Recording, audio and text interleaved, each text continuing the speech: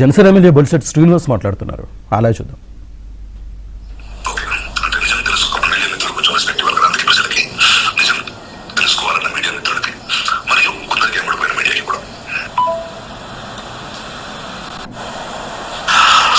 నేను మీకు ఒక లింక్ పంపిస్తాను సార్, యూట్యూబ్ లింక్. దాని మీద జస్ట్ క్లిక్ చేస్తే డైరెక్ట్ గా యూట్యూబ్ లోకి వెళ్ళిపోయి జాయిన్ అనే ఒక బటన్ చూపిస్తుంది. లైవ్ ని జాయిన్ అవ్వమని, అది క్లిక్ చేస్తే మీరు లైవ్ లోకి వచ్చేస్తారు సార్. మీరు 7:45 అట్లా వస్తే మనం 8:45 9 దాకా మనం చేసి విల్ క్లోజ్ సార్. ఆ లింక్ నువ్వు మెయిల్ లో పంపిస్తే నేను ఐప్యాడ్ లో ఓపెన్ చేస్తాను అంతే కదా, లేదా ఫోన్ లోనే ఓపెన్ చేయాలి. దానికి ముందు 1 అవర్ ముందు ఐ టాక్ టు యు. ఇది ఒక కుట్రలో భాగంగా జరుగుతుంది. ప్రశ్నించొద్దని ఎవరు అంటలా, ప్రశ్నించాలి. కానీ కూడా దానికి ఒక అర్థం ఉంది, ఒక భాష ఉంది. దానికి ప్రశ్నించడానికి కూడా భాష ఉంది. ఈ వైసీపీ నాయకులు ప్రశ్నించడానికి కూడా ఒక వేదిక ఉంది.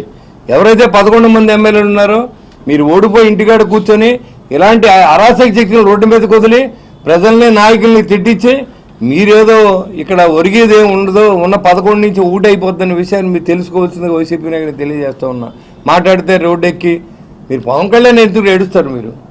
మీరేంటి ఇక్కడ ఏం జరుగుతుంది, రాష్ట్రంలో ఏం జరుగుతుంది, అభివృద్ధి ఏం జరుగుతుంది, అవినీతి ఏం జరుగుతుంది, దాని మీద డిబేట్ పెట్టుకుందోరండి.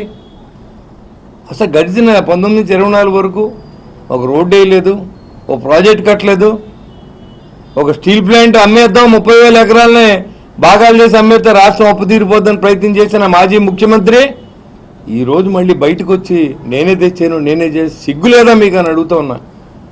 ఇలాంటి కుట్రపూరితమైనటువంటి రాజకీయం చేస్తే ప్రజలు లాస్ట్ టైం బుద్ధి చెప్పారు, మళ్ళీ మీకు బుద్ధి చెప్తారు. ఈ 3 సంవత్సరాలు కూడా ఈ రాష్ట్రాన్ని నాశనం చేయడానికే ఈ చీడ పురుగులంతా కూడా రోడ్డు ఎక్కారనే విషయాన్ని ప్రజలకు తెలియజేయడానికి ఈ మీడియా మిత్రులందరూ సహకారాన్ని నేను కోరుతా ఉన్నా. ఎందుకంటే వాళ్ళు విన్నారు, మీరు ఒక డిబేట్ నడుపుతారు, ఇద్దరు ఒక ప్రశ్న ఆన్సర్ ఇద్దరు వేసుకుంటారు.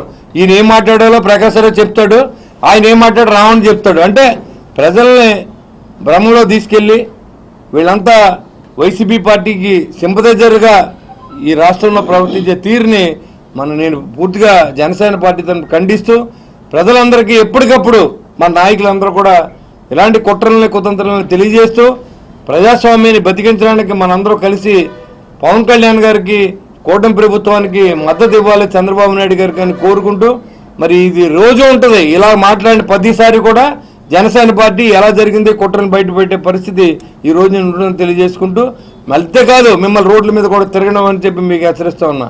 Thank you very much.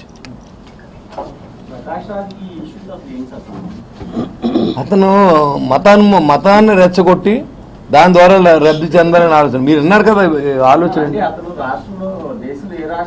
Pawan Kalyan